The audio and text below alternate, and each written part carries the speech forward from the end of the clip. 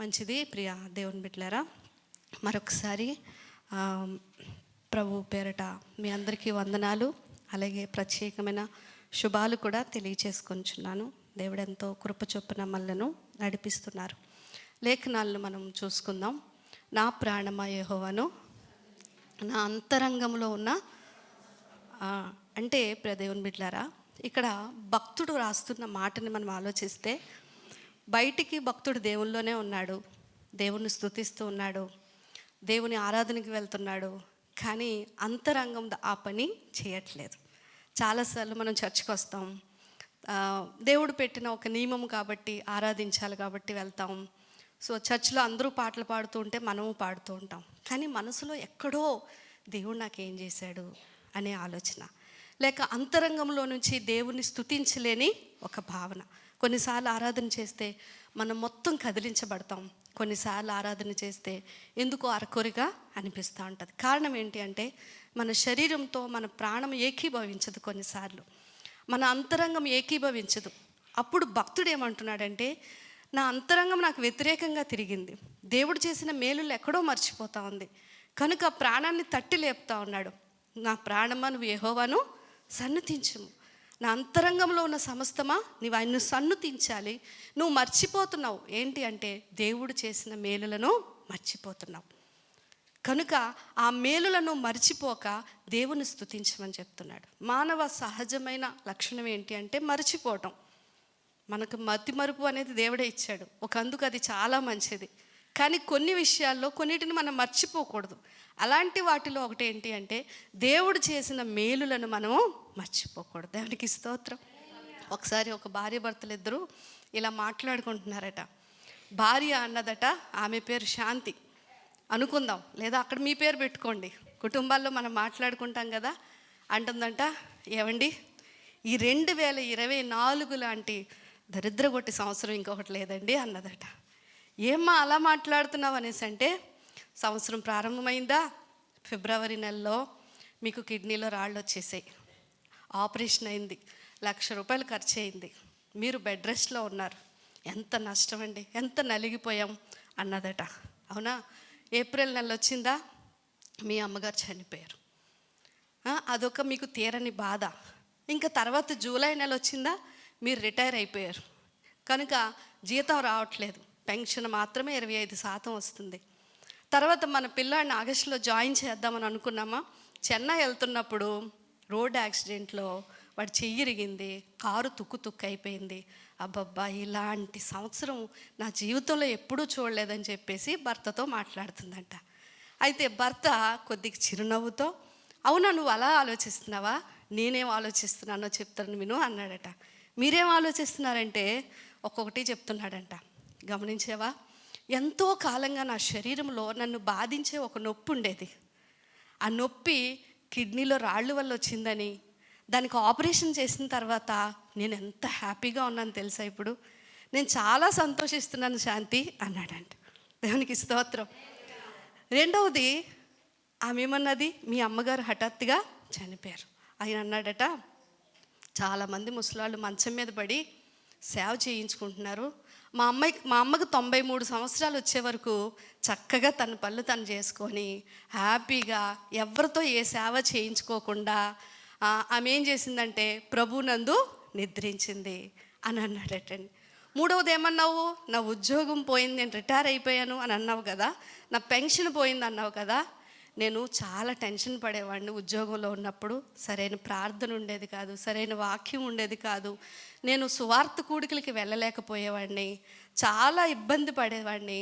కానీ ఇప్పుడు నాకు ఏమనిపిస్తుందంటే, రిటైర్మెంట్ అయ్యేదాకా కూడా దేవుడు నన్ను సజీవుల లెక్కల్లో కాపాడాడు శాంతి అన్నాడు. దానికి స్తోత్రం. చాలామంది ఉద్యోగాల మధ్యలోనే వారి ప్రాణాలు విడిచిన సందర్భాలు నేను మా డ్యూటీలో చూశాను, కనుక ఆయన నా పట్ల చాలా కృప చూపించారు. ఇప్పుడైతే నేను ప్రేయర్ చేసుకుంటున్నాను, స్వేచ్ఛగా ఆరాధించుకుంటున్నాను, దేవుల్లో ఎదుగుతున్నాను. అంతేకాదు, ఆ 20% పెన్షన్ నాకు వస్తుంది, ఉద్యోగం మానేసిన, కానీ అసలు శాలరీసే లేని వాళ్ళు చాలామంది ఉన్నారు అన్నాడట కదండి. బాబు విషయానికి వస్తే, ఎప్పుడో 800 మారుతి పాత కారు, దానిలో మనం వెళ్తున్నాం, సీట్ వచ్చింది అనుకున్నాం, వెళ్ళేసరికి యాక్సిడెంట్ అయింది. యాక్సిడెంట్ అయ్యి చెయ్యి చిన్న ఫ్రాక్చర్ అయ్యింది, కానీ నా కుమారుడు అంగవైకల్యంతో లేనందుకు దేవుని స్తుతిస్తున్నాను అన్నాడు. దానికి స్తోత్రం. అదే కాకుండా ఈ కారు మీద వచ్చిన ఇన్సూరెన్స్తో నేను డౌన్ పేమెంట్ చేసి ఒక కొత్త కారు కొనుక్కోగలిగాను. దేవునికి స్తోత్రం. చూడండి, మనుషుల యొక్క ఆలోచనలు, మనము జరిగే కీడు అనుకున్నదే చూస్తాం తప్ప దాని వెనక ఎంత మేలు కలిగినా దాన్ని మాత్రం మనము దృష్టించం, అది మేలుగా మనం భావించం కూడా. మానవ హృదయమే ఇలాంటిది. దేవుడు చేసిన మేలులను మనం గుర్తించలేని అంధకార హృదయము మనలో స్వాభావికంగా ఉంది. కనుక ఇలా దేవుని పరంగా ఆలోచించే వాళ్ళము, దేవుని పిల్లలమైన వాళ్ళము ఎప్పుడు సమస్యను ముందు వైపు చూడాలి, సమస్య వెనక కూడా మనం చూడాలి. ఈ భర్త అదే కాదు అన్నాడంట, శాంతి నీకు ఒకటి తెలుసా, ఇన్ని సమస్యల్లోని దేవుడు నన్ను విడిచిపెట్టకుండా నాకు తోడుగా ఉన్నాడు అన్నాడు. అంతేకాదు, దేవుని అందలి ధైర్యం నేను పొందుకున్నాను, దేవుడు నాతో ఉన్నాడు, ఆయన మీద ఆధారపడితే ఏదైనా చేస్తాడు అని నా విశ్వాసం బలపరచబడ్డది అని భార్యకి సమాధానం ఇచ్చాడంట.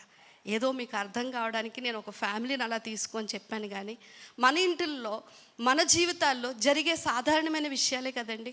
ఎప్పుడు సంవత్సరం అంతా కూర్చొని ఆలోచిస్తే ఆ నెలలో ఈ నష్టం, ఈ నెలలో ఆ నష్టం, ఆ నెలలో ఈ నష్టం అంటాం, కానీ ఏ నెలలో దేవుడు ఏ మేలు చేస్తూ వచ్చాడో, ఏ నష్టం అనుకున్న దాని వెనుక నువ్వు ఏ ప్రయోజనం పొందుకున్నావో అనేది కొన్నిసార్లు మనము మర్చిపోతూ ఉంటాం. నేను మీకు ఒక సంగతి చెప్తాను, అది మీరు హృదయ లోతుల్లో నాటుకోవాలి. ఈరోజు దేవుని పిల్లలుగా దేవుని సన్నిధిలో నిలబడిన మనం ముందు దేవుని మనసును మనం అర్థం చేసుకుంటే పరిస్థితులను చాలా సునాయాసంగా మనం ఎదిరించగలుగుతాం. దేవునికి స్తోత్రం. తండ్రి మనసు ఏంటి అనేది మనం ఆలోచన చేస్తే ఎప్పుడు కూడా దేవుడు కీడు అనేది చెయ్యడు. ఏం చేయడండి? కీడు విషయమై దేవుడు ఎవరిని శోధింపబడనీయడు అని యాకోబు పత్రిక అంటుంది. అంటే కీడు చేయాలని దేవుడు ఎవరిని శోధనలోనికి తీసుకొని వెళ్ళడు. మరి ఈ కీడు ఎవరు చేస్తారు అంటే సాతాను చేస్తుంది. 6వ అధ్యాయం 13వ వచనం మత్తయి సువార్త ఏమంటుంది అంటే, ప్రభువారు ప్రార్థన నేర్పిస్తూ అన్నారు, మీరు దుష్టుడి నుంచి తప్పించమని ప్రార్థన చేయండి. దుష్టుడు అనగా కింద ఫుట్ నోట్లో ఏముంటుంది అంటే కీడు నుంచి. అంటే కీడు ఎవరి నుంచి వస్తుందండి? దుష్టుడి నుంచి వస్తుంది. ఇంతే కాకుండా దేవుని ప్రేమపూర్వకమైన వాగ్దానాలు మీరు ఎప్పుడైనా గమనించారా? దేవుడు ఏమంటున్నాడు తెలుసా? శాశ్వతమైన ప్రేమతో నేను నిన్ను ప్రేమించు కనుక విడువక నీ ఎడల. ఆయన ప్రేమ నెలకొకసారి మారిపోదు, సంవత్సరానికి ఒకసారి మారిపోదు. మనం భక్తి చేస్తే ఒకలాగా, భక్తి చేయకపోతే ఒకలాగా ఉండదు. ఆయన మనము శ్రమలో ఉన్నప్పుడు, పడిపోయినప్పుడు ఎలాంటి ప్రేమ చూపిస్తాడో, బాగున్నప్పుడు కూడా అదే ప్రేమ. ఆయన ఉద్దేశము చివరి వరకు మనకి మేలే చేయాలనేది. దేవునికి స్తోత్రం. సదాకాలము యుగ సమాప్తి వరకు నేను మీకు తోడుగా, ఒక రోజా 2 రోజులండి, ఎంతవరకు? యుగ సమాప్తి వరకు ఆయన వాగ్దానం అది. ఆయన అంటాడు, నేను మిమ్మల్ని గురించి ఉద్దేశించిన సంగతులు ఇర్మియా 29:11 అంటుంది, అవి మేలుకరమైనవి, అవి సమాధానకరమైనవే తప్ప హానికరమైనవి కావు. టోటల్గా ఈ వచనాలన్నీ ఇంకా సమస్తము సమకూడి దేని కొరకు జరుగుతుంది? మేలు కొరకే జరుగుతూ ఉంది.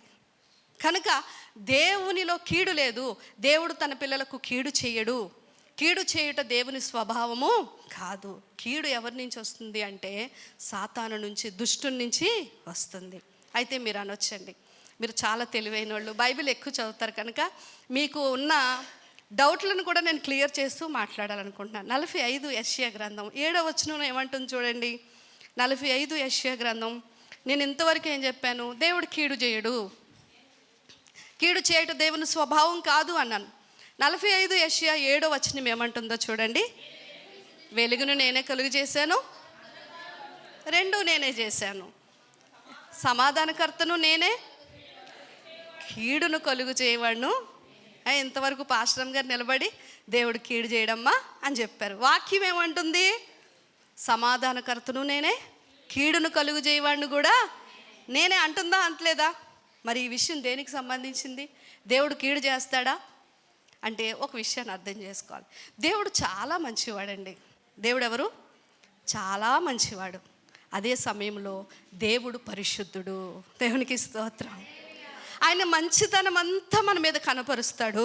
నువ్వెప్పుడైనా వేషాలు వేస్తే, నువ్వెప్పుడైనా అటు ఇటు తిరిగితే, ఆయన మాట మీరితే నీ మీదకి ఏం తీసుకొస్తాడు? కీడు తీసుకొస్తాడు. అది ఆయన చెప్పేది. ఇశ్రాయేలీయుల ప్రజల్ని దేవుడే దగ్గరుండి ముందే ప్రవచించి వాళ్ళని తీసుకెళ్ళి బబులోను రాజు చేతికి అప్పగించాడు. లోబో దిబోమని ఏడుస్తున్నారు. ఎంత భయంకరమైన పరిస్థితులు తెలుసండి. ఆ చెర సమయము వాళ్ళకి చాలా కఠినమైన సమయం. కానీ దేవుడు బబులోనికి అప్పగించేసి మీ బాధ ఏదో మీరు పడండి అని విడిచిపెట్టేయకుండా ఒక అన్య రాజును అక్కడ ఏర్పరచుకుంటున్నాడు. అతని పేరేంటి అంటే కోరేషు. ఎవరండి? ఈ కోరేష్ అనేవాడు అన్య రాజు. ప్రభు చిత్తమైతే ఎప్పుడైనా అతని గురించి ధ్యానిద్దాం. చాలా ఆశ్చర్యం వేస్తుంది. ఒక రాజు యొక్క హృదయంలో దేవుని పిల్లల పట్ల కనికరాన్ని పుట్టించి ఆ రాజే దగ్గరుండి ఈ నెహెమ్యా మరి జెరుబ్బబెల్ ఎజ్రా కాలంలో కొంత వాళ్ళకి కావలసిన వస్తువులు ఇచ్చి, కొంత ఆహారాన్ని ఇచ్చి, కొంత ధనాన్ని ఇచ్చి, బాబు వెళ్ళండి, వెళ్ళి యెరూషలేములో మీ దేవుణ్ణి ఆరాధించడానికి మందిరాన్ని కట్టండి అని దగ్గరుండి ఒక రాజును ఏర్పాటు చేశాడు దేవుడు. దేవునికి స్తోత్రం. ఇప్పుడు కీడు తెచ్చింది ఎవరు? దేవుడే. చెరకు అప్పగించింది ఎవరు? దేవుడే. ఆ చెరలో నుంచి వారంతటి వారు విడిపింపబడలేరు. కానీ వారి హృదయాల్లో దేవుని పట్ల ప్రార్థన ఉంది. వారి పాపాన్ని బట్టి చింతపడుతున్నారు, నిజంగా పశ్చాత్తాపడుతున్నారు. కానీ దేవుడు ఏం చేశాడు? అక్కడి నుంచి మళ్ళీ వారిని ఒక అన్య రాజు చేత విడిపించాడు. దేవునికి స్తోత్రం. అంటే దేవుని పిల్లల విషయంలో సమాధానం ఇస్తాడు. కొన్నిసార్లు ఆయన మాట వినకపోతే మన మీదకి కొన్ని కీడులను తెప్పిస్తాడు. అయితే ఆ కీడు వెనక దేవుడు ఒక మేలును కూడా దాచి ఉంచుతాడు. దేవునికి స్తోత్రం. శ్రమను మనం ఎలా చూస్తాము అంటే, శ్రమ రాగానే దేవుని బిడ్డలారా మన అందరి హృదయాల్లో ఒక నెగిటివ్ ఆలోచన అనేది వచ్చేస్తుంది. ఏదో కష్టాలు పడే వాళ్ళందరూ పాపులు అన్నట్లు, సంతోషంగా తిరిగే వాళ్ళం అందరము ఏదో పరిశుద్ధులు అన్నట్లుగా మనకు ఒక ఫీలింగ్. ఏంటి వాళ్ళు అలా బాధించబడుతున్నారు, ఏంటి వాళ్ళకి కరువు, ఏంటి వాళ్ళకి ఉద్యోగం పోయింది, ఏంటి వాళ్ళకి ఆరోగ్యం బాగాలేదు, ఏంటి వాళ్ళ పరిస్థితులు అలా అయిపోతున్నాయి. వెంటనే ఒక నెగిటివ్ ఫీలింగ్ అనేది శ్రమల్లో మనకు వచ్చేస్తుంది. కానీ మీకు తెలుసా అండి, ఆ శ్రమల్లో దేవుడు మన వెనక పని చేస్తూ ఉంటాడు. దేవునికి స్తోత్రం. ఆ సఫరింగ్ అనేది ఉంటా చూసారా, దాని వెనక దేవుడు ఒక సంకల్పాన్ని కలిగి పని చేస్తూ ఉంటాడు. మచ్చుకు కొన్ని విషయాలు నేను చెప్తాను. ఒక శ్రమను మనము చాలా నెగిటివ్గా ఆలోచన చేస్తూ ఉంటాం. కీడు వచ్చిందంటే కృంగిపోతూ ఉంటాం. ఒకసారి దేవుని హృదయం మనకు అర్థమైంది అనుకోండి, ప్రతి శ్రమలో కూడా మనం సంతోషిస్తాం. దేవునికి స్తోత్రం. శ్రమల్లో సంతోషించారు భక్తులని ఎలా చెప్పుకోగలుగుతున్నాం? వాళ్ళకి దేవుని మనసు అర్థమైపోయింది. ఈ శ్రమలు మా మేలు కోసమే వచ్చాయి, ఈ శ్రమల వెనుక దేవుడు పని చేస్తున్నాడు అని అర్థం చేసుకున్నారు కాబట్టి వాళ్ళు సంతోషించగలిగారు. కనుక మనం కూడా ఈరోజు ఆలోచిద్దాము. దేవుడు ఒక శ్రమను నీ మీదకి పంపించిన తర్వాత దాని వెనక కొన్ని విషయాలు జరుగుతాయి. అందులో మొదటిది ఏంటంటే, నీకు విలువైన పాఠాలను నేర్పిస్తాడు. ఏం చేస్తాడండి? నేనైతే నేర్చుకున్నా, చాలా విషయాలు నేర్చుకున్నాను. దేవుణ్ణి ఎంతో స్తుతిస్తున్నాను దేవుడు నేర్పించిన విషయాలను బట్టి. రెండవది ఏం చేస్తాడు అంటే, ఆయన మీకు విశ్వాసం ఇంకా లోతుగా పెరిగేలాగా సహాయం చేస్తాడు. పైన ఉంటుంది మన విశ్వాసం, శ్రమ తర్వాత మన విశ్వాసం చాలా బలపరచబడుతుంది. దేవుణ్ణి ఇంకా నమ్ముతాం. అమ్మో, ఇంత శ్రమలో దేవుడు నాకు తోడుండి ఇలా నన్ను విడిపించాడు, ఆయన్ని ఇంకా నేను నమ్మాలి. విశ్వాసం బలపరచబడుతుంది. మూడోది ఏం జరుగుతుందో తెలుసండి, నీలాంటి శ్రమలు పడేవారిని నీ దగ్గరికి తీసుకొని వస్తాడు.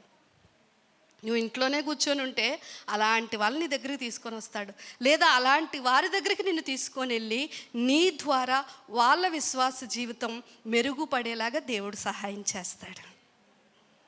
ఆలోచన చేయండి, ఇన్ని ఉన్నాయి. ఇవే కాకుండా శ్రమల్లో దేవుని నుంచి మనం నేర్చుకుంటాం, దేవుని నుంచి మనం పొందుకుంటాం. ఒకసారి దేవునికి స్తోత్రం చెప్తాం. దేవుని నుంచి మనం నేర్చుకుంటాం శ్రమల్లో, దేవుని నుంచి మనం ఏదో ఒకటి పొందుకుంటాం. ఇప్పుడు చెప్పండి, దేవుడు అనుమతించే శ్రమలు మంచివంటారా చెడ్డవంటారా? మంచివే. నిజానికి మనల్ని నాశనం చేయాలనే దురుద్దేశంతో దుష్టుడు మన మీదకి కీడులను తీసుకొని వస్తాడు. కానీ దేవుడు మంచి ఉద్దేశంతో మనలను మెరుగుపరచడానికి కొన్ని శ్రమలను మన మీదకి తీసుకొని వస్తారు. అందుకు ఆ మాట రాయబడ్డది, నేను చీకటిని కలుగజేశాను. చీకటి ఉంది భూమి మీద, ఆదికాండం 1వ అధ్యాయంలో వదిలేశాడా దేవుడు? మళ్ళీ ఏం చేశాడు? వెలుగును తీసుకొని వచ్చాడు. అలాగే సమాధానంతో నీవు ఉన్నావు, కీడులోకి వెళ్ళావు, దేవుడు విడిచిపెట్టేస్తాడా? నిజంగా ఆ నెహెమ్యా కాలంలో జరిగిన స్తుతి ఆరాధన, ఆ ప్రార్థన, నెహెమ్యా గ్రంథం చదువుతూ ఉంటే మనుషులు పశ్చాత్తాపపడి ఆ బబులోన్లో 2-3 స్త్రీలు చేసుకున్నారంటండి పురుషులు. మీకు తెలుసా? వాళ్ళందరినీ తిరిగి మళ్ళీ అక్కడికి పంపించారంట.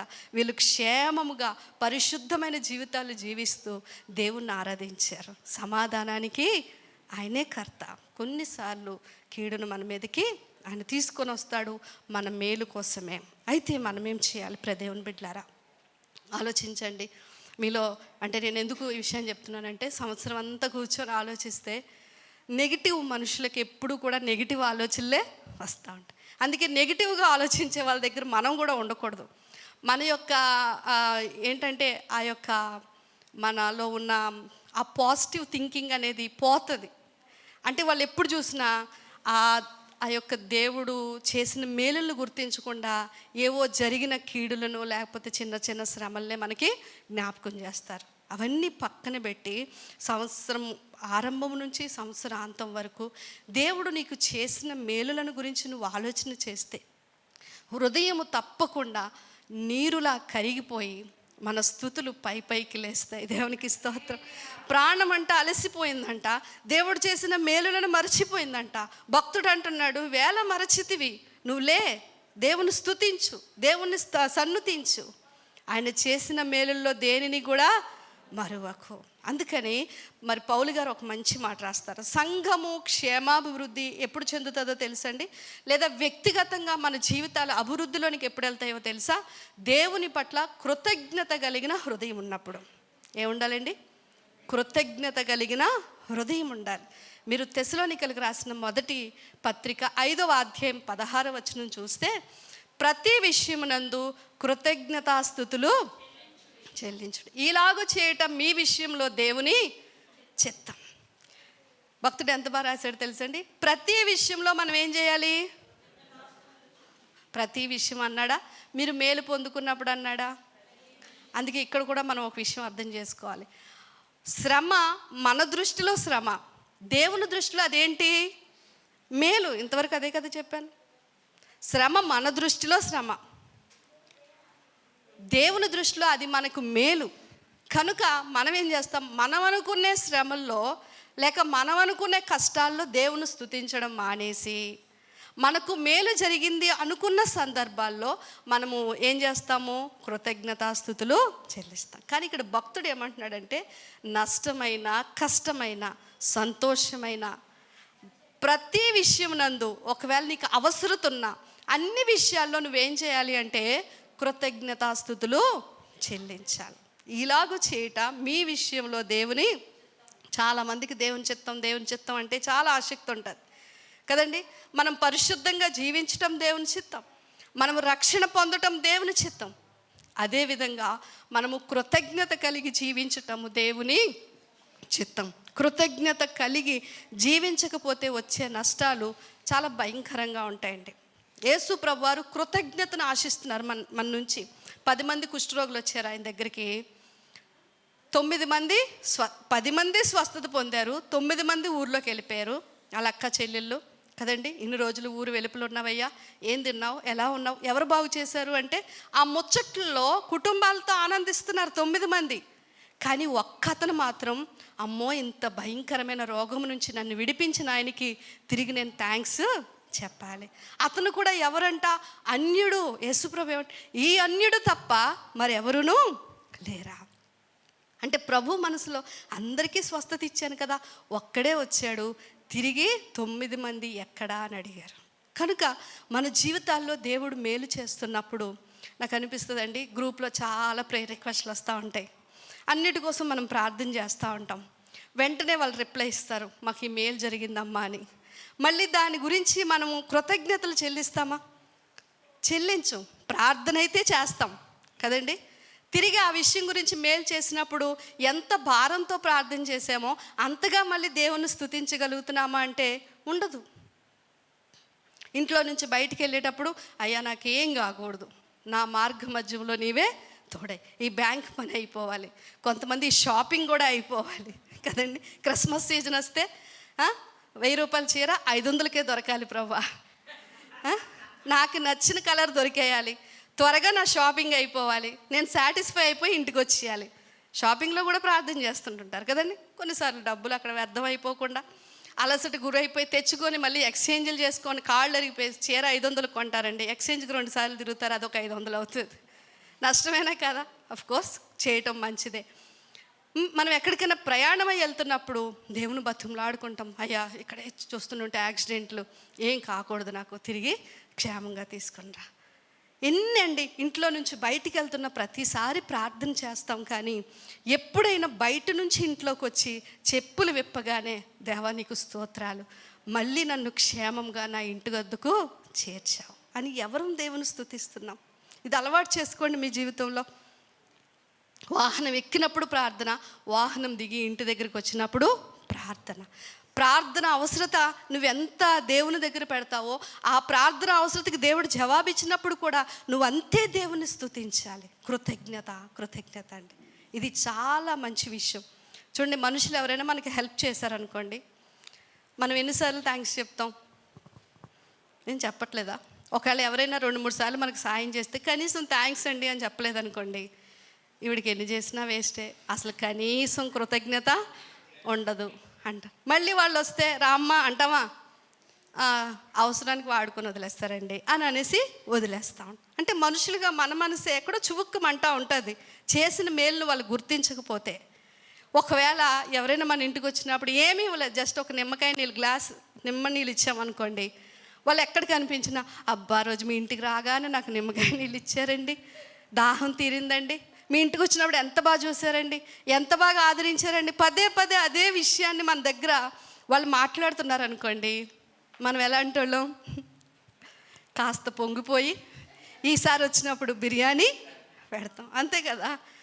నిమ్మకాయ నీళ్ళకి వీళ్ళు ఎంత థ్యాంక్స్ చెప్తే బిర్యానీ పెడితే ఇంకెంత థ్యాంక్స్ చెప్తారని మనిషి స్వభావం అండి.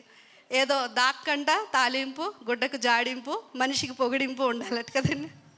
మా నాన్నగారు చెప్పేవారు ఇది. అలాగే మనుషులకి పొగిడింపు అంటే చాలా ఇష్టం, మంచిది.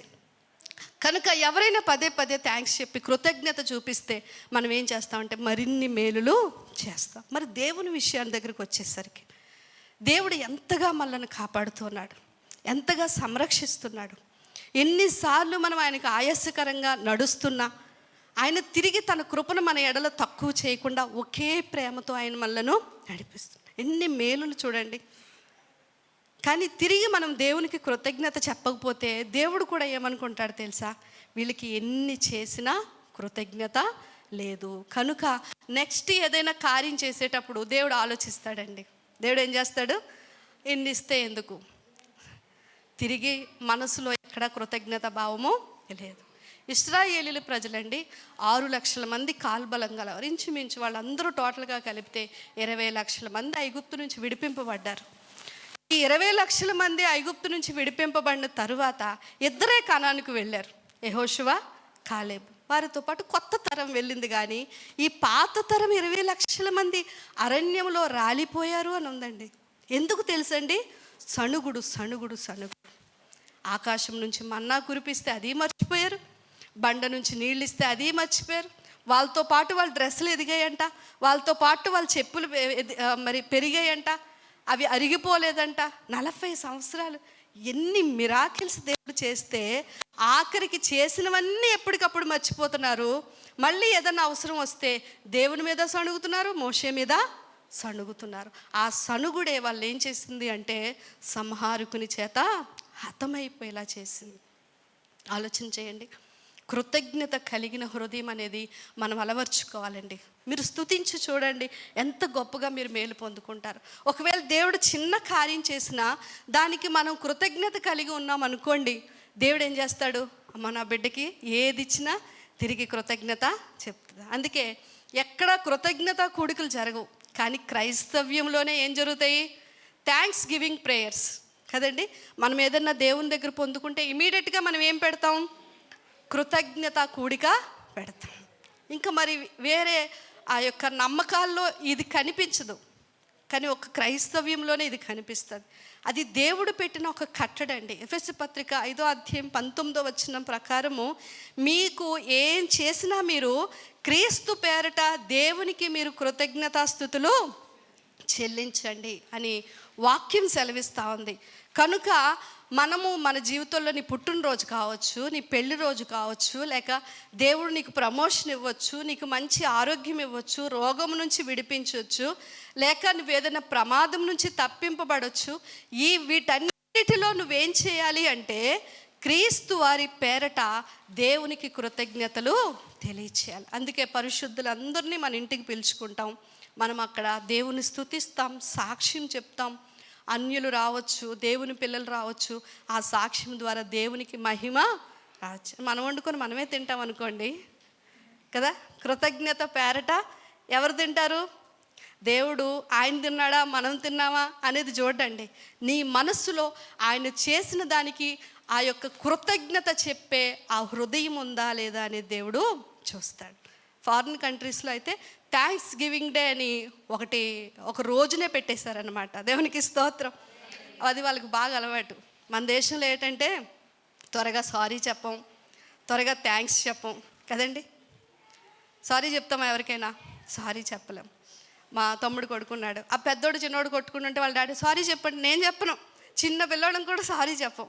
అలాగే దేనికి కూడా థ్యాంక్స్ చెప్పం. కానీ ఫారిన్ కంట్రీస్లో ఇది పరిపాటి. ప్రతి దానికి థ్యాంక్ యూ అంటారు, ప్రతి దానికి సారీ అంటారు అనమాట.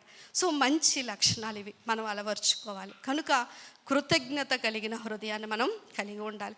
ఒక ప్రమాదం ఏంటంటే వాక్యం చెప్తుంది, తిమోతి పత్రిక 3వ అధ్యాయం 5వ వచనం మీరు చూస్తే అక్కడ అంత్యకాలంలో మనుషులు ఎలా మారిపోతారు అనే దాని గురించి రాయబడ్డది. అంత్యకాలంలో మనుషులు ఎలా మారిపోతారు అని రాస్తూ కొన్ని క్యారెక్టర్స్ రాశారు. అతిద్వేషులు, తల్లిదండ్రులకు అవిధేయులు కదండి, ఇవన్నీ ఉన్నాయా? స్వార్థప్రియులు, బింకములు ఆడువారు.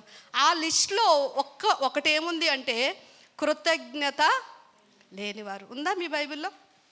1 తిమోతి 3:5 మొదటి నుంచి చదవండి. 2 తిమోతి అనుకుంటా.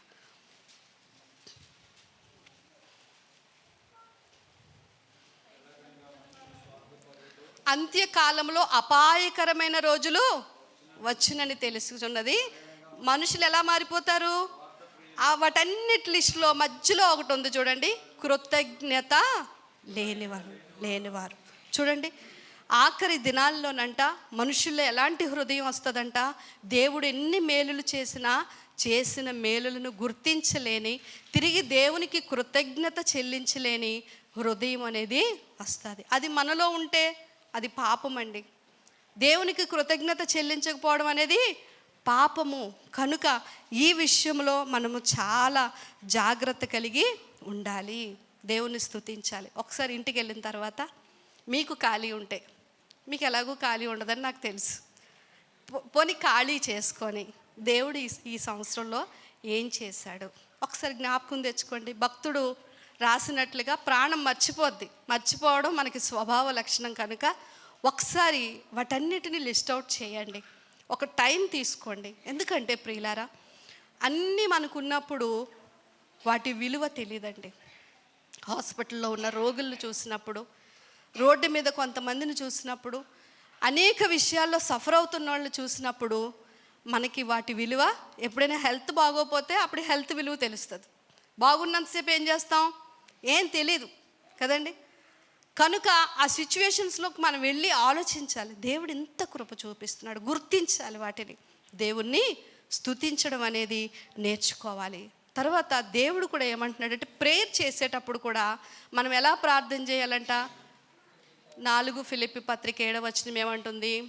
మీ విన్నపములను కృతజ్ఞతాపూర్వకంగా దేవునికి తెలియచేయండి. మన విన్నపాలు దేవుడి దగ్గర పెట్టేటప్పుడు దాన్ని కృతజ్ఞతాపూర్వకంగా పెట్టడం అంటే ఏంటి? మనం ప్రేయర్ రిక్వెస్ట్, ప్రభువా నాకు ఇది కావాలి అని అడిగేటప్పుడు ప్రార్థనలో అంట కృతజ్ఞతాపూర్వకంగా అడగాలంట. అంటే గతంలో నువ్వెప్పుడో దేవుని సహాయం అడిగినప్పుడు దేవుడు నీకు ఆ విషయంలో సహాయం చేస్తూ వచ్చాడు.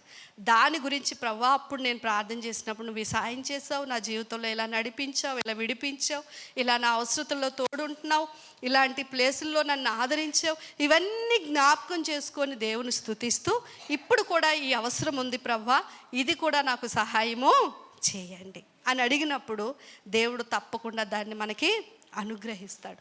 లాజర్ని లేపినప్పుడు యేసుప్రభు వారు ఏం ప్రార్థన చేశారు తెలుసండి? చూడండి 11వ అధ్యాయం యోహాను సువార్త 41వ వచనం. యేసుప్రభు వారి ప్రార్థనే మనకు ఆదర్శం. కనుక లాజర్ని యేసుప్రభు వారు సమాధిలో నుంచి లేపినప్పుడు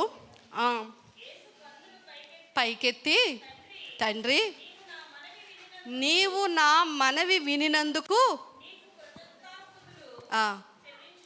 చూడండి అది లాజరు ఇంకా చనిపోయి లేవకముందే చేసిన ప్రార్థన. గమనిస్తున్నారా? యేసు ప్రభువారి ముందు ఒక ప్రేయర్ ఉంది. ఇంకా లాజర్ని లేపకముందే దేవుడు ఏమంటున్నాడు? యేసు ప్రభువారు ఏమంటున్నారు? నా మనవి నీవు వినినందుకు నీకు కృతజ్ఞతాస్తుతులు. అంతే కదండి. ఇంకా మనం పొందుకోకముందే ప్రభువా చాలాసార్లు నా మనవి విన్నావు, ఇప్పుడు కూడా నీవు వినినందుకు నీకు వందనాలు అని కృతజ్ఞత చెల్లించాలి. రెండోది 5 రొట్టెలు 2 చిన్న చేపల దగ్గర కూడా ప్రభువు వారు వాటిని ఆకాశం వైపు ఎత్తి వాటిని కృతజ్ఞతాస్తుతులు చెల్లించి అప్పుడు విరిచి అందరికీ వడ్డించారంట. కార్యం జరగకముందే ప్రభు ఏం చేస్తున్నారు? దేవుని స్తుతిస్తారు కదండి. మనం ఎలా తెలుసో, ఒక స్త్రీ ఉందటండి. ఆదివారం వాళ్ళ పాస్టర్ గారు వాక్యం చెప్తున్నారంట. ఇలాగే చెప్తూ ఉంటే అవంట, అమ్మ ఆవగించంత విశ్వాసం ఉంటే ఈ కొండ వెళ్ళి అక్కడ పడిపోమంటే పడిపోతుంది అనేసి. అంటే వాక్యం మనకు కొన్నిసార్లు హృదయంలోకి వెళ్ళదు, కానీ ఇలాంటి ఉదాహరణలు మాత్రం నిలిచుండిపోతాయి. ఈవిడ ఇంకా అదే పట్టుకొని ఇంటికి వెళ్ళి వాళ్ళ యొక్క పెరట్లో వెనక్కి వెళ్ళి, పాస్టర్ గారు చెప్పారు కదా కొండ నాకు దగ్గరలో లేదు కాబట్టి ఇక్కడ ఏం చెట్టు ఉందంటే బొప్పాయి చెట్టు ఉంది. ఈ బొప్పాయి చెట్టు దగ్గరికి వెళ్ళి నేను ఏం చెప్తానంటే ప్రార్థన చేసి ఈ గోడ అవతల పడిపోవాలని ప్రార్థన చేస్తానని చెప్పి వెళ్ళి బొప్పాయి చెట్టు గోడ అవతల పడిపోవాలి అని ప్రార్థన చేసి వచ్చిందంట. మళ్ళీ వెళ్ళి చూస్తే లేదు. సరే దేవునికి 3 అంటే ఇష్టం కదా, 3 సార్లు ప్రార్థన చేద్దామని మళ్ళీ వెళ్ళి ప్రార్థన చేస్తుందంట. అది జరగలేదు, చెట్టు అక్కడే ఉందంట. మళ్ళీ 3వ సారి వెళ్ళి ప్రార్థన చేసిందంట, చెట్టు నిబ్బరంగా అక్కడే ఉందంట. అప్పుడు ఆవిడ మనసులో ఏమనుకుంటుందంటే తెలుసా? నాకు తెలుసు, ముందే తెలుసు ఈ చెట్టు అవతలకి వెళ్ళదని. అంటే ఆవిడ మనసులో ఏం డిక్లేర్ అయిపోయింది? అది జరగదు కదండి, అవిశ్వాసం. కానీ మన ప్రార్థనలు ఎలా ఉండాలి? విశ్వాసంతో ఉండాలి, కృతజ్ఞతతో ఉండాలి. దేవుడు చేసినవి గతంలో జ్ఞాపకం చేసుకుంటూ ప్రార్థన చేసినప్పుడు తప్పకుండా మీరెళ్ళి అలాంటి ట్రయల్స్ చేయకండి, మళ్ళీ నా దగ్గరికి వచ్చేస్తారు. మీ విశ్వాసపు స్థాయిని బట్టి దేవుడు ఉంటాడు తప్ప వెళ్ళి అమ్మ మా బొప్పాయి చెడితే నేను ప్రార్థన చేశాను, విశ్వాసంతో చేశాను, కృతజ్ఞతతోటే చేశాను, కానీ అది కదలలేదు, దేవుడు నిజమైనవాడు కాదు అని అనకండి. సో వాక్యంలో ఉన్న విషయాలు మీకు అర్థం కావడానికి చెప్తున్నాను. నిజంగా అలా కొండల విశ్వాసంతో ప్రార్థన చేసినప్పుడు కొండలు కూడా తీసివేయబడిన సందర్భాలు ఉన్నాయి చరిత్రలో, అలా జరిగినవి ఉన్నాయి. అది అవసరం అనుకుంటే దేవుడు అక్కడ చేస్తాడు, అంతే తప్ప మనం దేవుని దగ్గర కొన్ని ఇవి చేయకూడదు. సరేనా? మంచిది. కనుక మనం ప్రార్థించేటప్పుడు నమ్మాలి, దేవుని స్తుతిస్తూ ప్రార్థన చేయాలి. అప్పుడు తప్పకుండా మనం ఏం చేస్తాం? దేవుని కార్యాలను చూస్తాం. ఏంటి 2024లో ఇంకా నీ ప్రార్థనలకు జవాబు రాలేదేమో, ఇంకా నీవు అనుకున్న మార్పు చూడలేదేమో, ఇంకా నీవు అనుకున్న విషయాల్లో ఏదో పొందుకోలేదేమో. ముందు దేవుని స్తుతించు, దేవుని కృతజ్ఞతాస్తుతులు చెల్లించి ఆ కృతజ్ఞత నిండిన హృదయంతో నీవు అడిగినప్పుడు దేవుడు తప్పకుండా తన చిత్తానుసారంగా మనకి వాటిని అనుగ్రహిస్తాడు. ఇక్కడ ఉన్నోళ్ళు మరి చాలామంది అయ్యా మీరు చెప్పిందంతా నా విషయంలో ఏం జరగలేదు, నాకు దేవుడు ఏ మేలు చేయలేదు అన్నోళ్ళు ఎవరైనా ఉన్నారండి? అసలు దేవుడు ఒక్క మేలు కూడా నాకు చేయలేదు అన్నోళ్ళు ఎవరైనా ఉన్నారా? దేవునికి స్తోత్రం. మీ అందరికీ దేవుడు ఏదో మేలు చేశాడు. నన్ను ఒక మాట చెప్పమంటారా? దేవుడు మీకు ఏ మేలు చేయకపోయినా, ఒకవేళ అలా మీరు అనుకున్నా, మీరు ఒక్క విషయాన్ని బట్టి దేవుని స్తుతించాలి. అది ఎవరిని బట్టి అంటే ప్రభువైన యేసుక్రీస్తు వారిని బట్టి దేవుని స్తుతించాలి. దేవునికి స్తోత్రం. యేసు ప్రభువారే రాకపోతే మనకి రక్షణ లేదు, మనకి తండ్రి ఎవరో తెలియదు. ఇంతకంటే గొప్ప మేలు దేవుడు నిజంగా మన జీవితంలో మరొకటి ఉండదు. రక్షణ చాలు, మనం పొందుకున్న రక్షణ చాలు దేవుణ్ణి మనం స్తుతించటానికి. 100వ కీర్తనలో కూడా అంటాడు కదా, కృతజ్ఞతాస్తుతులు చెల్లించుకుంటూ మీరు ఎక్కడికి రావాలి? ఆయన ఆవరణంలోనికి రావాలి. అబ్బా ఆదివారం వచ్చేసింది, లేవకపోతే అమ్మ తిడుతుంది, లేకపోతే పాస్టర్ గారి నుంచి ఫోన్ వచ్చేస్తుంది, ఏమ్మా రాలేదు, చర్చ ఎగ్గొడుతున్నారని అడుగుతారు.